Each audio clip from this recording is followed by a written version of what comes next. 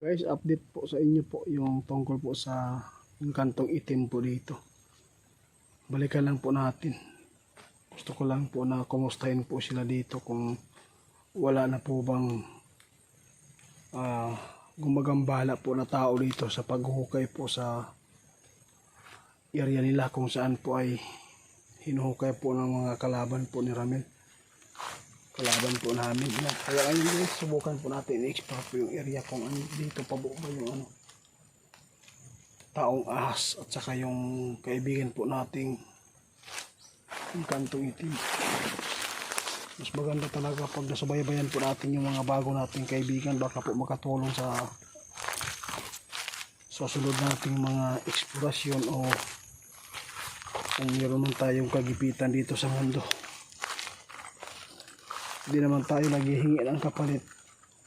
At least maipakita po natin yung pagmamahal po natin sa kanila.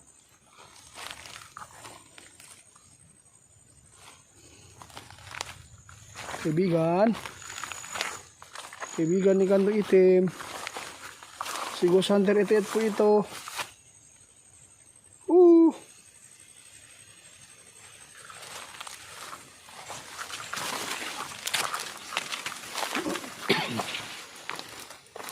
Dito na dumaan guys.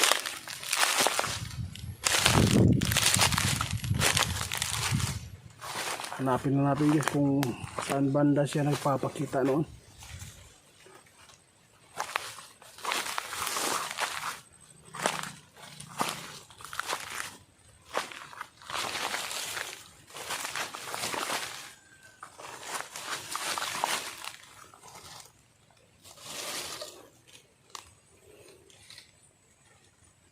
Tingnan nyo guys, meron pa rin nakapasok dito na di maganda yung ginagawa. Tiningnan pa nilang host kung anong laman siguro. Nagbaka sakali siguro yung mga gahaman ba. Akala siguro nila doon po nilagay yung kayamanan sa host. Kaibigan, Kantong Itim, si Ghost Hunter 38 po ito. Pwede po ba kayo magpakita at saka yung taong ahas? Kaibigan, sobrang tahimik na dito guys Wala na nagpaparamdam sa atin. Sabay ay tumakbo sa baba guys. Ay tumakbo. Gusto lang nako makausap yung kaibigan po nating ahas, itim, Kantong Itim, para magtatanong po tayo kung anong pwedeng gawin sa tiyanak para mahuli ba.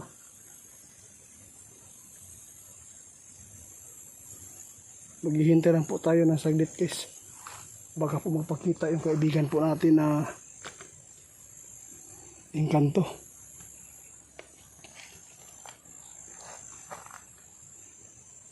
Noon dito natin nakikita minsan nung pupunta natin. Tapos dito naman ngayon wala mong nagpaparamdam. May tumakbo sa baba pero di ko masyadong na kung anong elemento po, baka daga lang or ibon.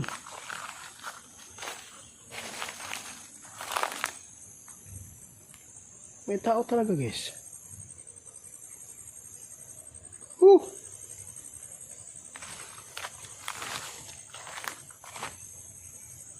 Gusto ko ba na malapitan siya ba sa video para makausap natin at makikita po natin yung kulay ng Kantong Itim dito. Ang sabi po niya doon guys, kahit po ay maitim po sila, hindi naman po lahat ng maitim masama. Hindi naman po nagbabase po sa kulay, maitim ka man o maputi, kasi may mga maputi din sobrang sama. Kaya yun po talaga yung natin. Gusto ko talaga makausap yung kaibigan po natin dito guys na engkanto, kasi po gusto ko magtatanong din kung may alam po ba siya dito sa mundo natin na kaguluhan ngayon.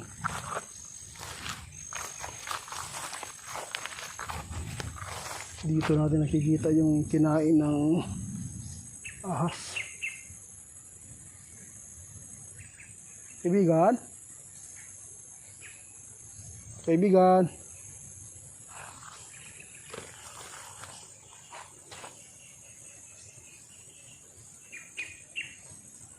Ilibot lang natin yung camera natin guys para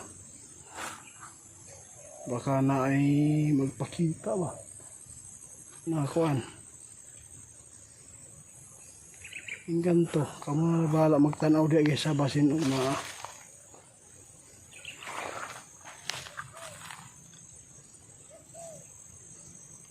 may narinig ako dito guys, parang papunta sa atin yung mga apak-apak po ng galing po sa mga damuhan.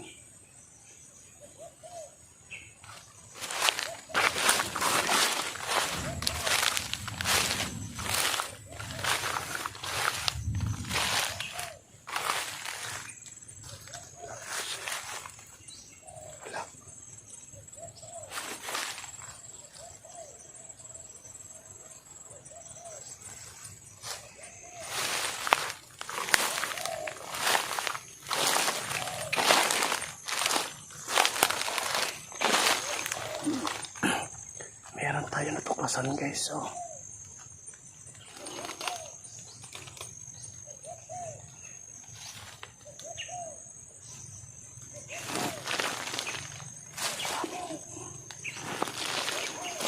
ang daming mga damit, ang daming mga damit guys, parang mga luma talaga to na mga damit to, dami po.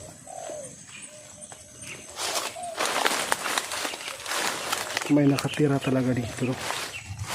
Tama po yung sinasabi nila, may nakatira dito, mga magulang siguro ng ahas dito guys, yung taong ahas.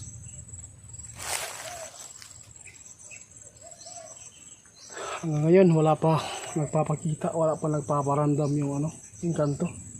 Meron tayong narinig kanya dito sa may damuhan, mga apak-apak lang.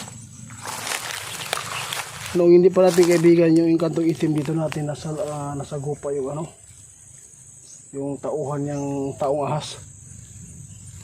Dito po pinagkahampas buhin lang po ay walang nangyaring masama. Si Larry,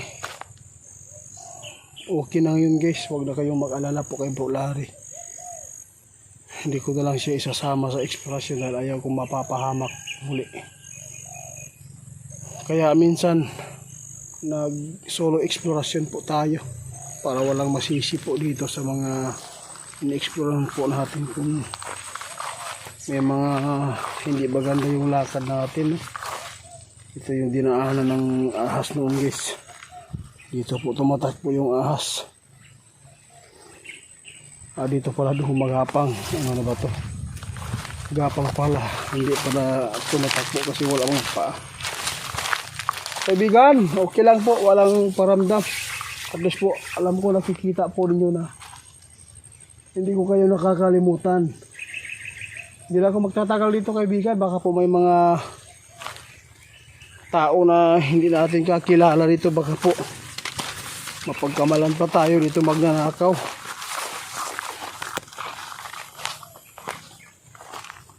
Uwi lang tayo guys, wala naman nagpaparamdam dito. Walang nagpapakita at saka yung kantong itim din wala po, no? Mag-ingat lang po tayo guys. Sana po ay suportahan po natin yung mga kababalaghan na ini-explore po namin, no? Abangan po ninyo guys yung nahulog na bulalakaw doon na meron silang nakita. May elemento na sumulpot na naman napuntahanan ni Ramil. Kaya ngayon wala man yung ano, kaibigan po nating inkanto dito, mag-uwi na lang ta. Hindi lang natin pipilitin po na sila po ay tumugon. Maraming salamat po guys. Sana po nasa mabuti kayong kalagayan, no? Sana po ay maging okay na lahat yung mundo kasi kawawa po yung mga sibilyan, no? Nadadamay po sa gulo.